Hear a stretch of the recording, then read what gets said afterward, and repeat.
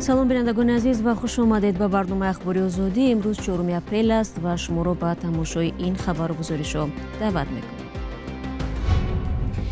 амалиёти омон дар хобгоҳи муҳоҷирон дар канори Москав ки бештар ба худсарӣ ва табаҳкории ҳадафмандона шабоҳат доштааст. бархе аз зодагони тоҷикистон мегӯянд муҳоҷиронро аз фурудгоҳҳои Русия бесабабу босабаб бозпас мефиристанд. Ба Руси гуфтеса ки ти убил за деньги людей. Ман немегу, мега чида ҳамшаҳриёт мега киштан кодам. ва гузориши радиои озодӣ фироқро аз байн бурд. дидори падару писар баъди 30 соли зиндаҷудоӣ. вай бачаи отам будай, мара дидай. вақте ман фамилиям номша гуфтам, уже мара шинохтай. субҳи рӯзи гузашта нирӯҳои омон ба хобгоҳи муҳоҷирон дар як ноҳияи Москав ҳамла карданд. натиҷаи ба истилоъ ташрифи онҳо дарҳои шикаставу либосҳои титу парешони муҳоҷирон дар ҳуҷраҳо аст. худи бошандагон низ аз бархурди хашини нирӯҳои қудратӣ дар канор намонданд. ҳамкорам Мумин Аҳмадӣ дар ин бора гузориш медиҳад.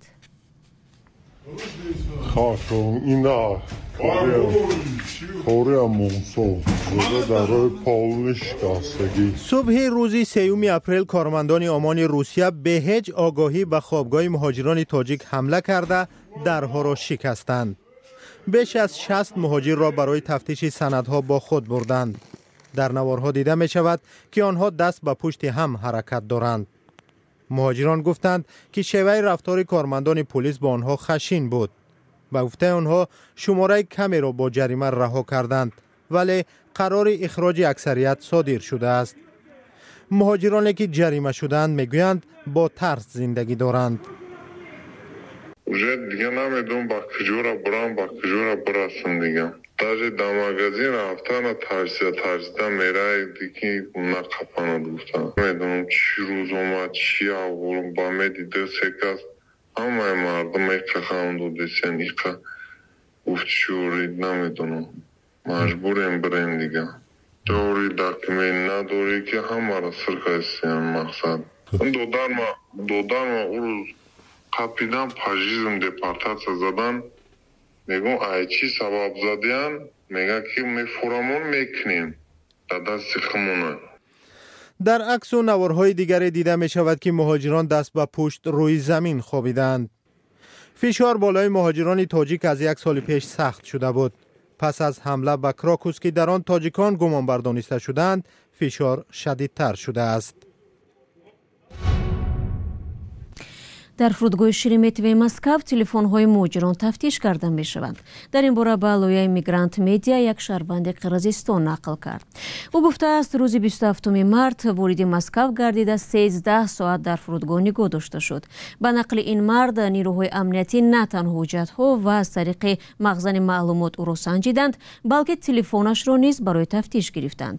ӯ аз қавли муҳоҷире ки қаблан ба Русия парвоз карда буд таъкид намуд ки хуб мебуд агар ҳама ҳазлҳо ва маводи динӣ аз телефон пок карда шаванд то мақомдорони Русия бо ин баҳона муҳоҷиронро аз ҳаққи вуруд ба ин кишвар маҳрум накунанд.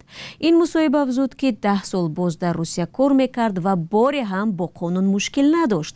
аммо ин ҳама ӯро аз бозпурсӣ эмин нагузошт. он рӯз ба гуфтаи қирғизистонӣ дар толури Шереметьево муҳоҷирони зиёде аз кишварҳои Осиёи марказӣ буданд. бархе аз хориҷиён ба далели санҷишҳои чандсоата имкон дошт ки аз парвозҳояшон дер монанд. дар идомаи ҳамин мавзӯъ садҳо муҳоҷир аз қариб 70 минтақаи Русия ихроҷ шуда нисбати тақрибан 4500 нафари онҳо парвандаҳои ҷиноӣ ва маъмурӣ бозгаштааст. дар ин бора расонаи русии агентство хабар додааст. як қисми ин муҳоҷирон аз фурудгоҳҳои Русия ба Тоҷикистон бозпас фиристода шуданд ва ҳаққи сафар ба Русияро нахоҳанд дошт. бо чанде аз онҳо ҳамкорони мо Мулраҷаб ва Бароит Юсуфӣ дар фурудгоҳи Душанбе ҳамсӯҳбат шуданд.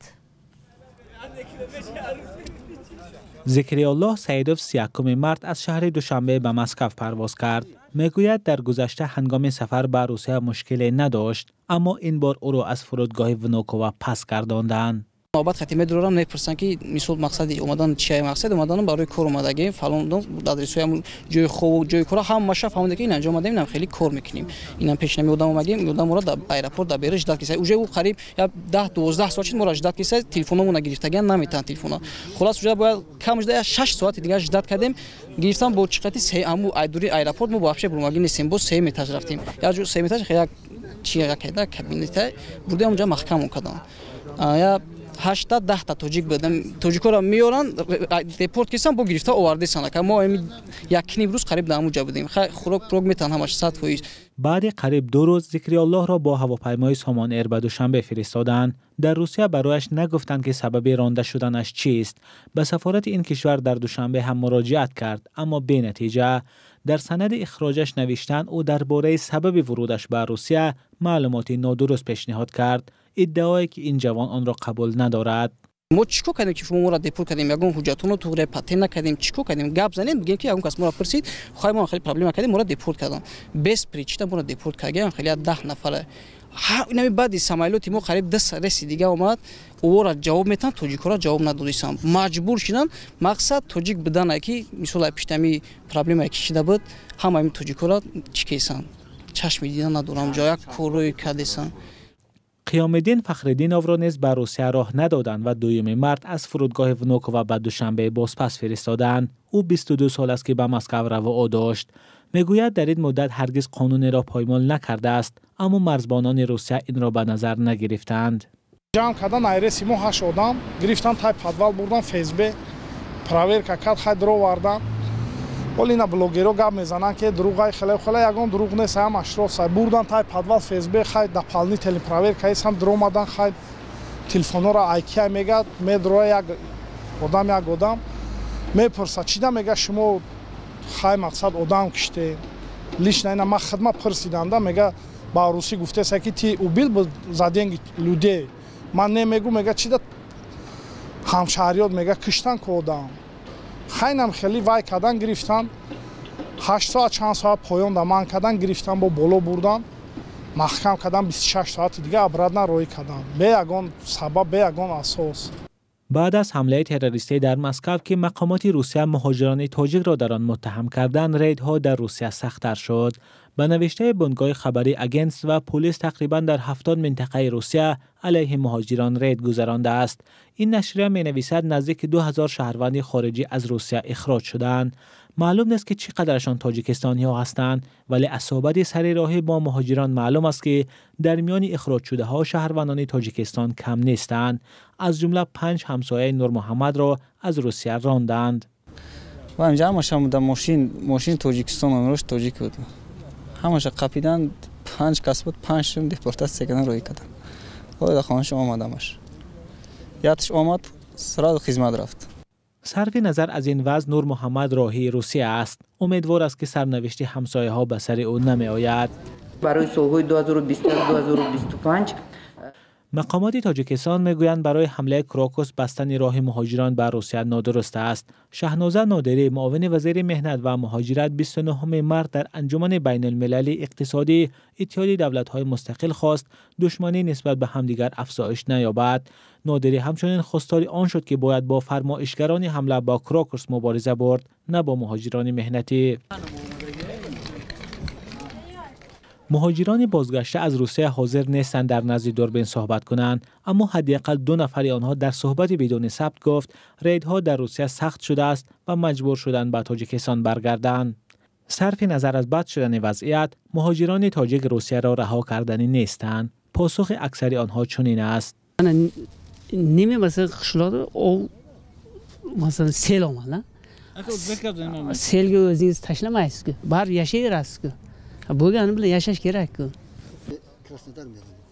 فصل بهار موسم سفر مهاجران به روسیه است. موسمی که مهاجران از ادامه آن نگرانند، اما باز هم مجبورند به روسیه روند، هرچند اکنون با تعدادی کمتر. ای هموطنی عزیزتر از جان، ای یوسف امروزین کنعان، بیرون ز وطن چی حال داری؟ بیا و از روزگارت ما را آشنا کن. بینندگان عزیز، اگر شما دور از تاجیکستانید و از نازکی‌های مهاجرت آگاه هستید و می‌خواهید دیگران نیز بدانند، پس این برنامه برای شماست. روزگار مهاجر، مطابق شوی با محیط نو، قصه های انسانی و سبق های حیاتی. شما برنامه اخبار رادیو آزادی را تماشا دارید. یک جوان توجیک که 2 هفته پیش در صحبت با رادیو آزادی از بیماری جدی و جستجوی پدرش قصه کرده بود، بالاخره به آرزوی دیر انتظارش رسید. بعد نشر این گزارش، پدر و پسر پس از 30 سال زنده جدایی همدیگر را یافتند.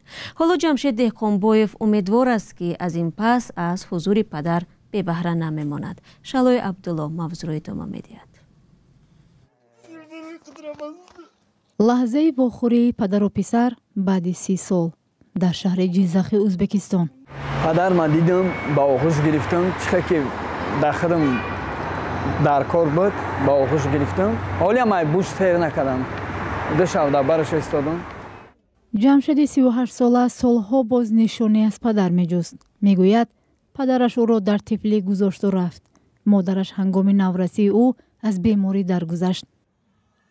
پدر در این نوار میگوید زیر فشار پدر عروس فرزند را مانده رفته است. اگر با اینجا ببینم من توی خبر میکنم. من گفتم که من زنم کسی آشت میکنم. نمیشود. بعد از مرگ بابا که جمشید زیر تربیهش بود، با جستجوی پدر سر کرد. رادیو آزادی 20 مارس سال 2024 درباره سرگذشت جمشید گزارش داد. با او زنگ زدند. یا بگم خشتک بودم که تلفنم زنگ شد و گفت نام شما جمشیده؟ گفتم ها. گفت که من کامنتر بخونیم ما آدرس دادیم. بعد خواندم که آدرس نوشته همخه وای بچه‌ای اوتام بده مرا دیده. وقتی ما فامیلم نامش گفتم اوجه مرا شناخته. و گفتم میتونی بیایی؟ گفتم بله میخوام.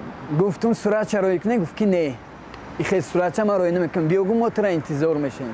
جمشید میگوید پدرش در ازبکستان عائله دیگر و دختر و پسر دارد. از احوال او و صحت ناخوب پسر بزرگش از گزارش خبر یافته است.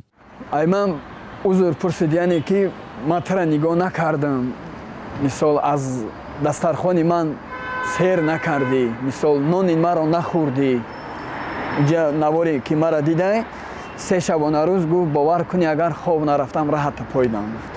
حالا جمشید میگوید با سالهایی که دوام این سالها آرامش نمیگذاشت و نمیخواست باور کند که پدرش او را به سبب گذاشته رفته است، پاسخ یافت.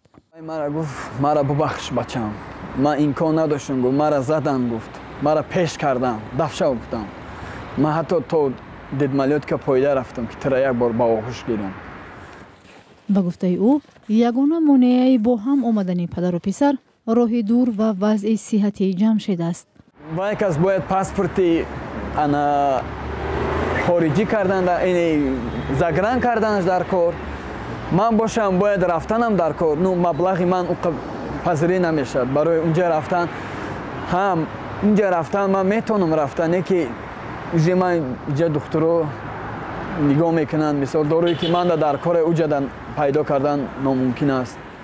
اما جمشید که بعد سختی های زیاد بعد داری پدر رسید، از آن خوشبین است که دیگر راه پدر را میداند و امیدوار است که از این به بعد پدر او را تنها نمیگذارد. و از رادیو آزادی نیز تشکر میکند. و امسال عید فطر در تاجیکستان روز 10 اپریل تجلیل خواهد شد. شورای علما روز 4 اپریل در قرار گفت وقت نماز عید در مسجدهای جمعه تاجیکستان ساعت 6:30 صبح تعیین شده است. مقامات امام خطیبان را وظیفه دار کردند که در این روز وابسته به تهیه لباس ملی با ارجگذاری به ارزش‌های مذهب حنفی و ادای مراسم حج و عمره مراجعتنامه قبول و به سمع مردم رسانده شود. اینچنین از آنها خواسته شده است که مردم را به رسانیدن یاری به محتاجان و پیشگیری از اسرافکاری دعوت کنند، ولی پیش از همه خود نمونه باشند. 15 دقیقه که در اختیار داشتیم به پایان رسید. سپاس برای همراهی دوستان مهربان. خبرهای بیشتر را چون همیشه میتوانید در وبسایتمان azadi.org دسترس نمایید. همچنین صفحه های رادیو آزادی در فیسبوک و اینستاگرام، تیک تاک و ادناکلاسنیکی در خدمت شما عزیزان است. تا ملاقات فردا خود را احتیاط کنید و خدا نگهبان هر یکی شما باشد.